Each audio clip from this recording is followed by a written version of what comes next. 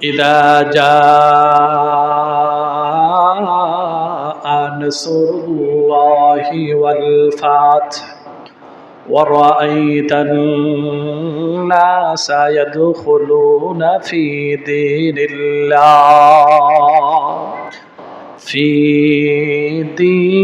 الله أفواجا فسبح بحمد ربك واستغفر إنه كان توابا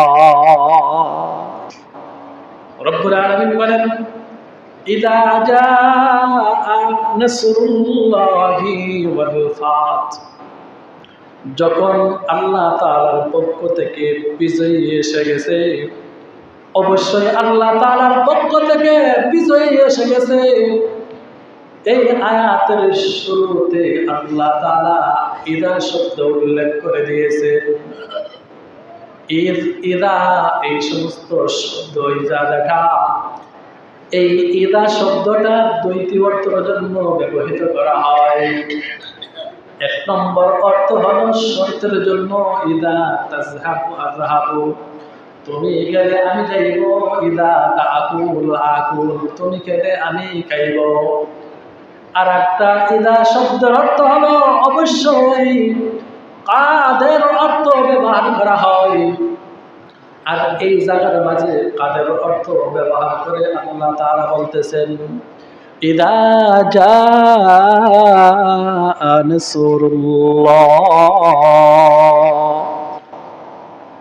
নাসরুল্লাহি ওয়াল ফাত। আল্লাহ তাআলা বলেন অবশ্যই অবশ্যই আল্লাহর পক্ষ থেকে বিজয় এসে গেছে। ওয়াল ফাত প্রকাশ্য যে বিজয়, এই বিজয়টা আল্লাহ তাআলার পক্ষ থেকে এসে গেছে। বলে কেমনে প্রকাশ্য বিজয় এসে গেছে? ওই সূরাটি 10ম হিজরিতে আল্লাহ তাআলা মিনার মাঝে রাসূলের কাছে নাযিল করেছে। আর ফাতহে মুবিন মক্কা বিজয় হয়েছে 8ম হিজরিতে। 8ম হিজরি 17 শাবানের মাঝে রোজ মঙ্গলবার আল্লাহ তাআলা মক্কা প্রকাশ্যভাবে বিজয় করেছে। মক্কা প্রকাশ্যভাবে বিজয় করার পর আল্লাহ তাআলা মক্কাকে ফাতহে মুবিন এই জন্যই বলে দিয়েছে যে আল্লাহ তাআলা যখন মক্কা বিজয় করলেন এমন বিজয় করলেন নবীজিকে দিয়ে যেই বিজয় আর পৃথিবীর কখনো সম্ভব হবে না।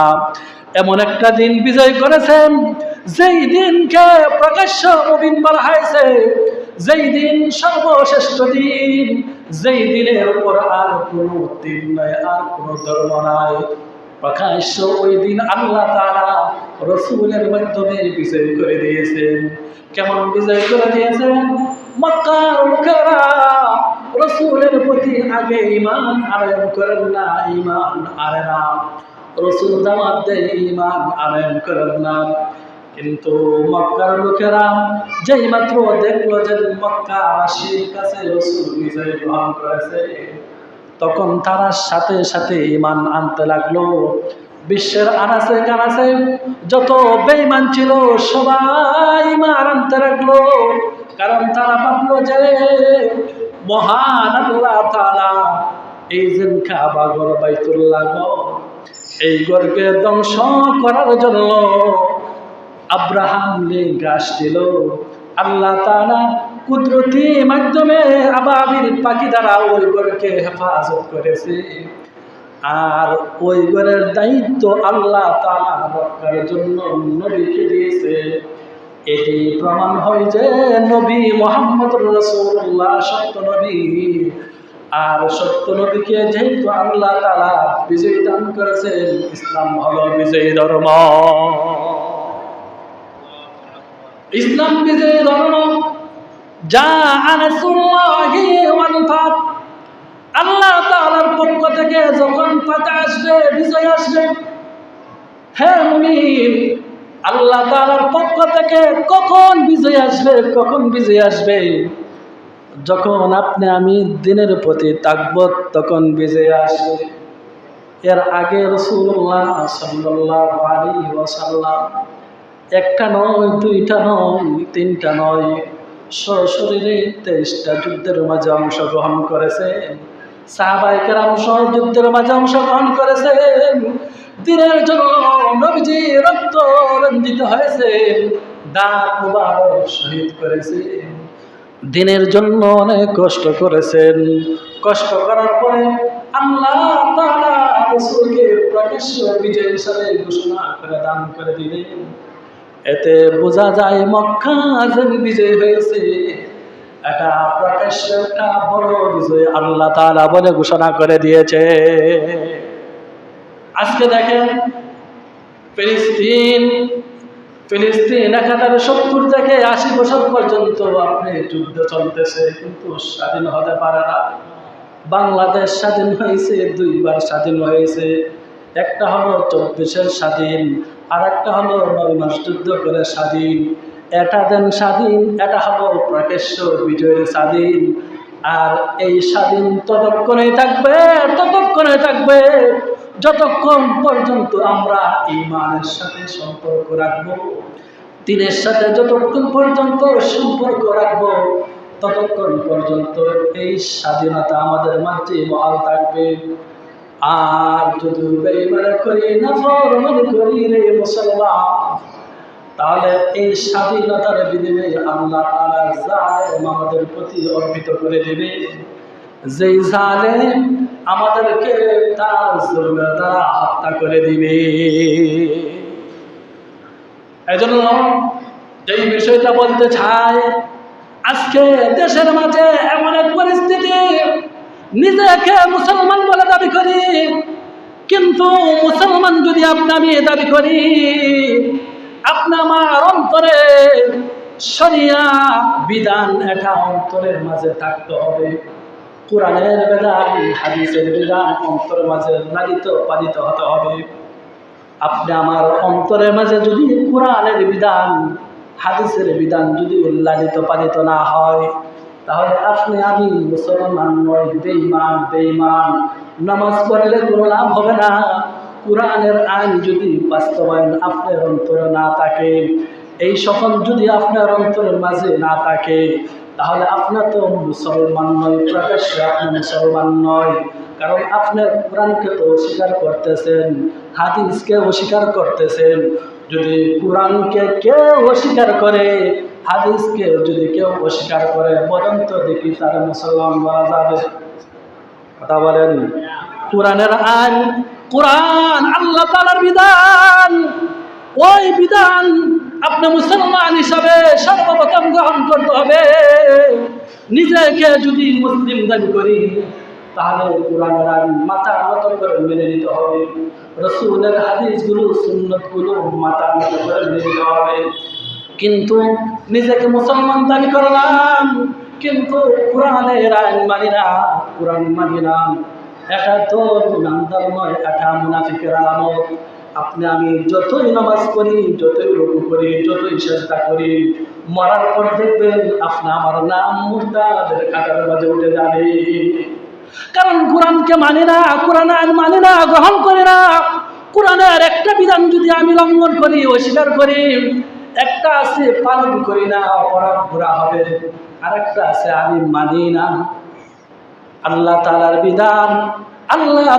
বিধান, এই যে কোরআন, এই কোরআনকে আল্লাহ তাআলা বিধান হিসেবে দুনিয়ার মাঝে পথ প্রদর্শক নাযিল করে দিয়েছেন, পয়গম্বরের উপর নাযিল করেছেন কোরআন। এই কোরআন হলো সত্য মিথ্যা পার্থক্যকারী। এখন কেউ যদি এই কোরআনের প্রতি সন্দেহ থাকে, ঈমান থাকবে না? থাকবে।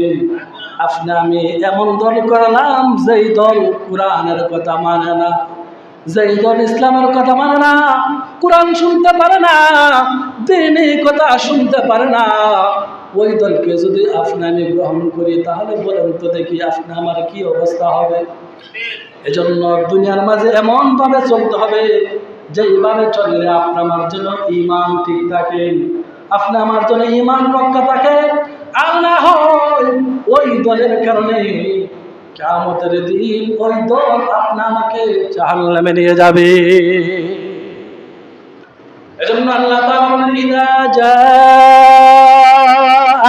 নাসরুল্লাহি ওয়াল ফাত, যখন আল্লাহ তাআলার পক্ষ থেকে সাহায্য আসলো, ওয়াল ফাত এবং বিজয় আসলো, ওয়ারাইতান নাসা ইয়াদখুলুনা ফি দীনিল্লাহি আফওয়াজা, ও নবীজি আপনি দেখতে পাবেন, ইয়াদখুলুনা ওয়ারাইতান নাসা ইয়াদখুলুনা ফি দীনিল্লাহি আফওয়াজা, নবীগো দিনের জন্য বদরের যুদ্ধ করলা, উহুদের যুদ্ধ করলা, খন্দকের যুদ্ধ করলা, তাবুকের যুদ্ধ করলা, ও নবীজি দিনের জন্য মক্কা ছেড়ে মদিনায় গেলা, মদিনায় গিয়ে তারপরে যুদ্ধ করেছেন। নবীগো এই সমস্ত পরিশ্রমের কারণে, দিনের জন্য কষ্ট করার কারণে, ও নবীজি আমি দিনকে বিজয় দান করলাম। এখন আপনি দেখবেন যে পৃথিবীর আনাচে কানাচে থেকে মানুষ দলে দলে ইসলামের দিকে গ্রহণ করতেছে। আপনার যদি দিনের প্রতি থাকি তাহলে ইসলামের দিকে মানুষ আসবে।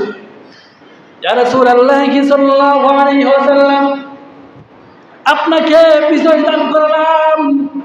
রাসূলুল্লাহ সাল্লাল্লাহু আলাইহি ওয়াসাল্লাম বলেন, যখন মক্কা বিজয় হলো, ফাতহে মুবিন হয়ে গেল, তখন দেখা যায় ইয়ামান থেকে শত শত মানুষ, তাইফ থেকে শত শত মানুষ আল্লাহু আকবার আল্লাহু আকবার বলতে আসতেছে। কেউ আযানের ধ্বনি ধ্বনি দিয়ে ইসলামের দিকে ঢুকতেছেন, কেউ কোরআন তেলাওয়াত করে করে ইসলামের দিকে ঢুকতেছেন। এর একমাত্র কারণ হলো, যখন আপনি দিনের প্রতি থাকবো, দিনের প্রতি থাকবো, হকের প্রতি থাকবো, কোরআন সুন্নাহর প্রতি থাকবো, তখন আল্লাহ পাক রব্বুল আলামিন আপনি আমাকে বিজয় দান করবেন। আর আপনি আমার নেতা বিশ্ব নবী সাল্লাল্লাহু আলাইহি ওয়াসাল্লাম যেই দিক নির্দেশনা দিয়েছেন, ওই দিক নির্দেশনাগুলো আপনারা মানতে হবেন। একমাত্র 1,24,000 পয়গম্বরের মাঝে একজনকে আল্লাহ তাআলা নেতা বলেছেন, আর কাউকে নেতা বলেন না। সুবহানাল্লাহ বলবেন না? কয়জনকে নেতা বলেছেন? একজনকে নেতা বলেছেন। আপনি আমার নবী বিশ্ব নবী সাল্লাল্লাহু আলাইহি ওয়াসাল্লামকে আল্লাহ নেতা বলেছেন। এই নবীর যদি দিক নির্দেশনা আমরা মানি তাহলে নেতাগিরি করতে পারবো। যদি নবীকে সারিয়া নেতাগিরি করি তাহলে আমি জালিম হব। কি হব? নবীর পথ ধরবো না নবীর পথ ছাড়বো? আওয়াজ নাই। নবীর পথ ধরবো না নবীর পথ ছাড়বো? আওয়াজ দা জোরে জোরে। নবীর পথ ধরবো না নবীর পথ ছাড়বো? কোরআনের পথ ধরবো না কোরআনের পথ ছাড়বো? এজন্য কিয়ামতের দিন ছোট ছোট যে সমস্ত দল আছে, ওই দলগুলোকে আল্লাহ তাআলা জিজ্ঞাসা করবে, এই তুমি এই কাজগুলো করছো কেন, তুমি এই কাজগুলো করছো কেন? ওই দলগুলো বলবে, আল্লাহ আমার লিডার এই কাজ করেছে এই জন্য আমি করেছি। আল্লাহ তাআলা বললেন, তোমার লিডার যেহেতু এই কাজ করেছে তুমি তার সাথে জাহান্নামে যাও। আউযুবিল্লাহ বলবেন না?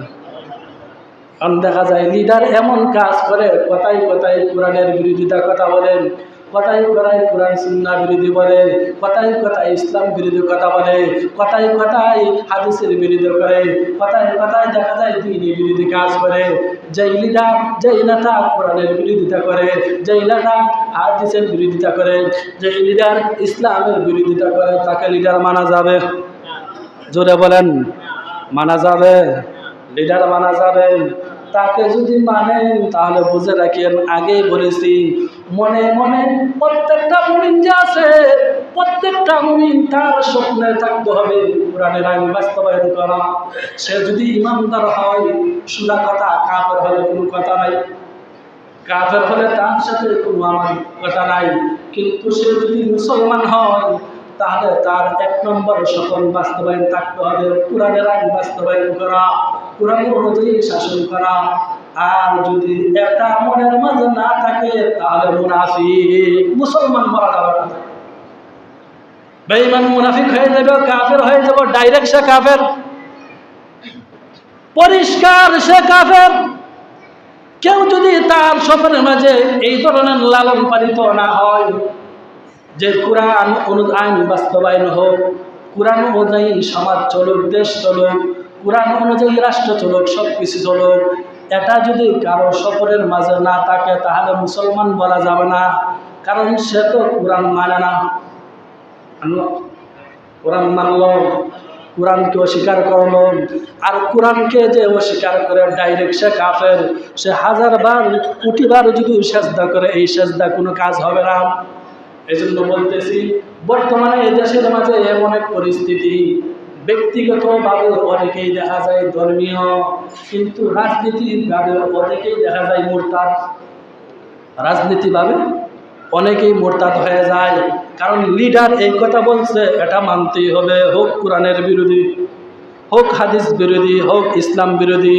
আমার লিডার বলছে, ইসলাম বলেন না না, লিডার যদি কোরআন সুন্নাহ কথা বলে তাহলে তার কথা মানো, আর যদি কোরআন বিরোধী কথা বলে তাহলে তার কথা পরিত্যাগ করো, তাকে পরিত্যাগ করে দাও।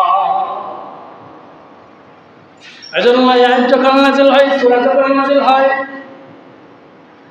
আম্মা জান হযরত সালমা রাদিয়াল্লাহু তাআলা আনহা বলেন যে রাসূলুল্লাহ সাল্লাল্লাহু আলাইহি ওয়াসাল্লাম এর কাছে ফাতিমাতুজ জাহরা রাদিয়াল্লাহু তাআলা আনহা আসার পর হযরত ফাতিমা রাদিয়াল্লাহু তাআলা আনহার কাছে নবীজি প্রথমে মনে মনে কি যেন কথা বললেন। কথা বলার পর ফাতেমা কেঁদে দিলেন, তারপর আবার আরেকটা কথা বললেন, ফাতেমা মুস্কি হাসলেন। হযরত সালমা রাদিয়াল্লাহু তাআলা আনহা ডাক দিয়ে বলেন, আরে ফাতেমা, কি ব্যাপার বুঝতে পারলাম না, রাসূল তোমার কাছে দুইটা কথা বলছে, একটা কথা বলার সাথে সাথে তুমি কেঁদে দিয়েছো, আরেকটা কথা বলার সাথে সাথে তুমি হেসে দিলা। হে ফাতেমা, কি কথা নবীজি তোমার কাছে বলল? এমনি ফাতেমা রাদিয়াল্লাহু তাআলা আনহা ডাক দা বলেন, আমার প্রিয় বাবা প্রথমে ডাক দা বলেন, ফাতেমা রে, ও ফাতেমা, আমি মনে হয় আর বেশি দিন বাঁচব না, এই দুনিয়া ছেড়ে আমি বিদায় নিয়ে চলে যাইব। যেই মাত্র রাসূল আমার কাছে এই কথাগুলো বললেন, কথা বলার সাথে সাথে আমি কেঁদে দিলাম, আমি বাবা হারা হয়ে যাইব, এতিম হয়ে যাইব। দ্বিতীয়বার রাসূল আমাকে আরেকটা সংবাদ দিলে, ফাতেমা রে, মরার পরে সর্বপ্রথম যে আমার সাথে সাক্ষাৎ করবে সে হলো তুমি। আর এই সংবাদটা দেওয়ার পরে আমি একটু মুচকি আসলাম। এই জন্য সম্মানিত হাজিরিন, সূরাতুন নাসর দ্বারা আজকে যতটুকু এলোমেলো আলোচনা শুনলাম, এটা হলো যে যা কিছু করি দিনের জন্য করতে হবে। কার জন্য করতে হবে? দিনের জন্য। 100 বার ভাবে কাজ করতে হবে, আমি যে কাজটা করতেছি এটা কি দিনের জন্য, যার পিছনে দৌড়তেছি এটা কি দিনের জন্য নাকি দুনিয়ার জন্য। দুনিয়ার জন্য হলো দিন থাকতে হবে তার মাঝে, যদি দিন না থাকে আর যদি কোরআন সুন্নাহ বিরোধী কোনো কাজ হয়ে যায় তাহলে আপনি আমার নামাজ, রোজা, হজ, যাকাত সব কিছু এলোমেলো হয়ে যাইব। আল্লাহ পাক রব্বুল আলামিন আমাদের সবাইকে দিনের সঠিক দায়ী হিসাবে কবুল আর মঞ্জুর করুন। সবাই বলেন আমিন। ওয়া আখির দাওয়ানা আলহামদুলিল্লাহি রাব্বিল আলামিন।